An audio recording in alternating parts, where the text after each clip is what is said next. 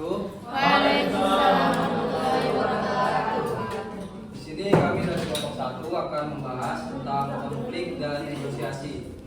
Di mana nama kelompok ada Aida Rihana, Andi Ibrahim, Erik Irwansyah, Muhammad Dai, Marisa Nurikma, dan Sirina.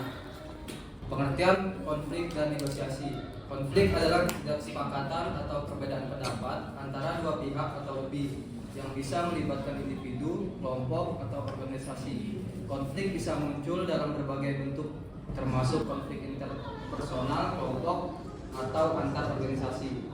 Negosiasi adalah proses di mana dua pihak atau lebih berusaha untuk mencapai kesepakatan mengenai isu atau masalah dengan cara berbicara atau berunding. Pendapat terbaru tentang manajemen konflik dan negosiasi. Dalam studi terbaru mereka, Thomas dan Smith menyatakan bahwa konflik adalah bagian yang tidak terpisahkan dari dinamika organisasi. Namun pengelolaan yang baik dapat menghasilkan kreativitas dan inovasi dalam tim.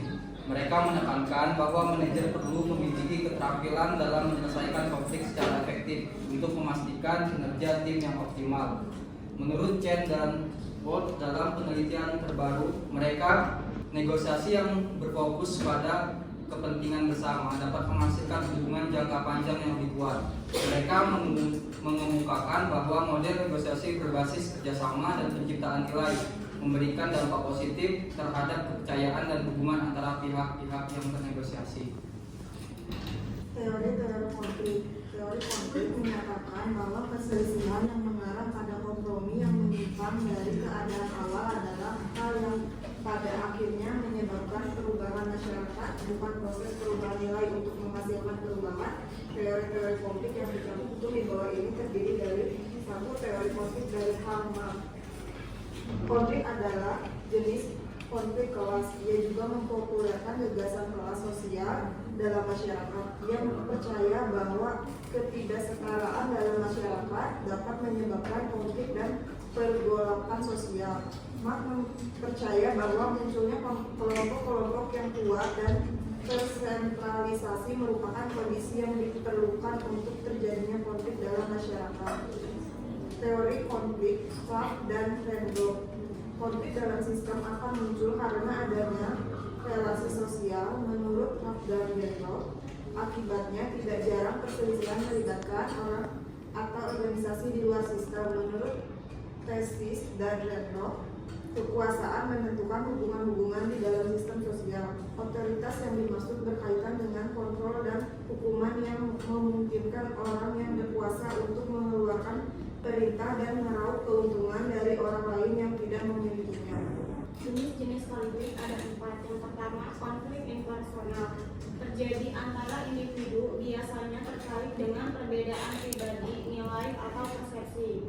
Yang kedua, konflik intra-grup. Terjadi di dalam satu kelompok atau tim yang seringkali berhubungan dengan perbedaan tujuan, nilai, atau cara kerja.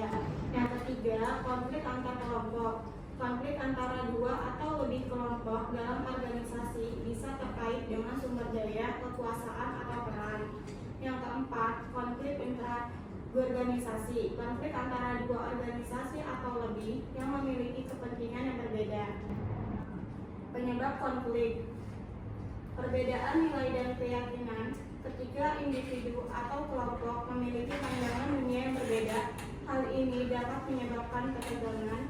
Perbedaan kepentingan. Konflik muncul ketika ada kepentingan yang saling bertentangan, seperti sumber daya terbatas atau tujuan yang tidak sesuai. Perbedaan komunikasi. Misunderstanding atau kurangnya komunikasi yang jelas dapat menyebabkan salah tafsir dan konflik. Perbedaan peran. Ketika peran dan tanggung jawab dalam organisasi tidak jelas, individu atau kelompok mungkin merasa tidak puas atau terancam. Persaingan. Persaingan untuk sumber daya atau status dapat menciptakan ketegangan dan konflik. Dampak konflik.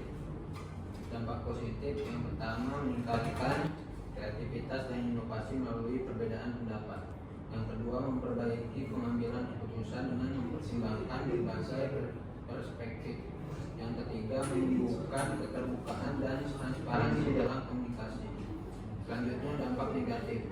meningkatkan stres dan ketidaknyamanan bagi individu atau kelompok. Yang kedua, mengurangi produktivitas dan efisiensi kerja. Yang ketiga, menciptakan suasana kerja yang buruk atau merusak hubungan antar anggota. Selanjutnya, proses negosiasi. Negosiasi adalah seni untuk mencapai kesepakatan di tengah perbedaan. Proses negosiasi terdiri dari beberapa tahapan. Yang pertama, persiapan. Mempersiapkan informasi yang relevan dan memahami tujuan serta batasan pihak yang terlibat. Yang kedua, pembukaan. Pihak-pihak yang terlibat menyampaikan posisi awal mereka. Yang ketiga, tawar-menawar. Pihak-pihak bernegosiasi untuk mencapai kompromi atau kesepakatan. Yang keempat, kesepakatan. Setelah melalui proses tawar-menawar, kesepakatan tercapai dan hasilnya diumumkan. Yang kelima, penutup. Menyepakati detail implementasi dari kesepakatan dan memastikan pemenuhan. Selanjutnya, jenis-jenis negosiasi. Yang pertama, positif sum. Kedua belah pihak mencapai kesepakatan yang saling menguntungkan. Yang kedua, negosiasi zero sum. Satu pihak menang dan pihak lainnya kalah. Yang ketiga, negosiasi kompromi. Kedua belah pihak menyerah sebagai bagian dari posisi mereka untuk mencapai kesepakatan kena. Yang keempat, negosiasi integratif. Pihak-pihak mencari solusi kreatif yang menguntungkan kedua belah pihak. Selanjutnya, strategi dalam negosiasi ada 4. Yang pertama, best alternative to negotiation agreement. Mengetahui alternatif terbaik jika kesepakatan tidak tercapai. Yang kedua, zone of possible agreement. Ruang negosiasi yang memungkinkan kedua pihak mencapai kesepakatan. Yang ketiga, zone of possible agreement. Ruang negosiasi yang memungkinkan kedua pihak mencapai kesepakatan. Yang keempat, teknik tawar-menawar. Menentukan teknik untuk mendapatkan posisi yang lebih baik dalam negosiasi. Kemudian ada studi kasus konflik dan negosiasi di perusahaan PT Freeport Indonesia. Sebagai pendapat pribadi saya dan tim, saya memiliki beberapa kritik terhadap praktik negosiasi dan lobby yang terjadi dalam kasus Freeport. Perhatikan sebelumnya bahwa pendapat ini didasarkan pada pengetahuan saya per September 2021 dan keadaan mungkin telah berubah sejak saat itu. Mengenai kritik terhadap praktik negosiasi dan lobby dalam kasus Freeport adalah bahwa hal itu mencerminkan kelemahan sistem politik dan ekonomi Indonesia. Pendekatan ini sering berpihak pada mereka yang memiliki kekuatan politik dan ekonomi yang lebih besar, sementara masyarakat luas jarang mendapat manfaat yang sepadan. Kasus Freeport adalah contoh perusahaan asing yang menggunakan negosiasi dan lobby untuk mendapatkan kesepakatan dan menguntungkan bagi diri mereka sendiri. Beberapa kritik berpendapat bahwa perjanjian dengan Freeport tidak membawa manfaat yang signifikan bagi Indonesia, terutama dari segi penerimaan negara dan kelestarian lingkungan. Praktik negosiasi dan lobby yang tidak jelas dan seringkali memihak pada mereka yang berhak mendapatkan pengaruh politik yang sangat besar merupakan ancaman terhadap prinsip demokrasi dan keadilan. Ini menciptakan distribusi kekayaan dan kekuasaan yang tidak merata di masyarakat, mengabaikan kepentingan dan aspirasi rakyat. Pertama, salah satu kritik utama saya adalah kurangnya transparansi dalam proses negosiasi dan lobby. Transparansi merupakan aspek penting dalam upaya mencapai kesepakatan yang adil dan menguntungkan semua pihak yang terlibat. Jika tidak ada transparansi, masyarakat dan pemangku kepentingan tidak memiliki visibilitas yang cukup untuk memahami rincian kesepakatan dan memantau tindakan yang diambil oleh pemerintah dan perusahaan.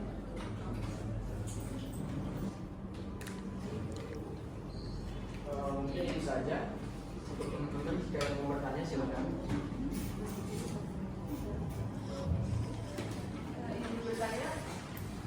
Saya Delestari dari kelompok 2. Bagaimana sih peran komunikasi dalam mencegah atau memicu konflik?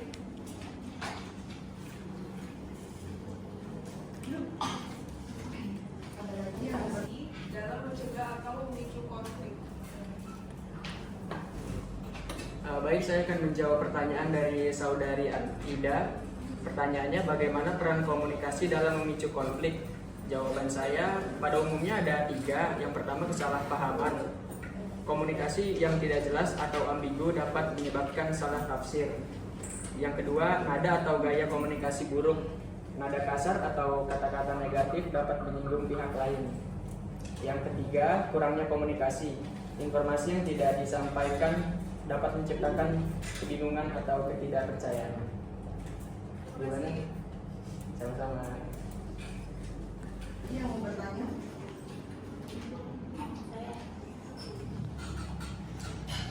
Saya Tommy ingin bertanya kepada kelompok 1. Apa saja penyebab utama terjadinya konflik dalam suatu tim?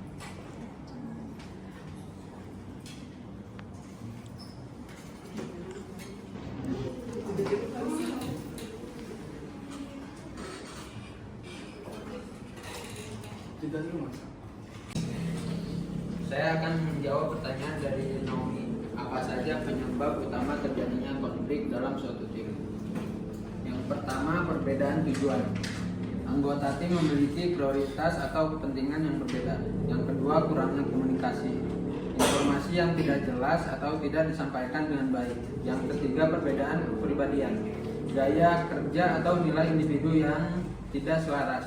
Yang keempat, perebutan sumber daya, persaingan dalam menggunakan waktu, dana, atau fasilitas. Yang kelima, peran yang tidak jelas, ketidakjelasan tanggung jawab antar anggota. Sekian.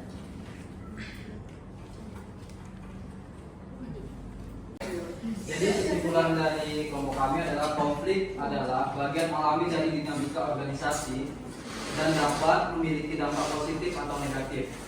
Sedangkan negosiasi adalah alat yang penting untuk menyelesaikan konflik dengan cara konstruktif dan saling menguntungkan. Kunci keberhasilan negosiasi terletak pada persiapan yang matang, komunikasi yang efektif, dan kesediaan untuk mencari solusi. Sekian presentasi dari kelompok kami. Saya akhiri. Wassalamualaikum warahmatullahi wabarakatuh. Waalaikumsalam warahmatullahi wabarakatuh.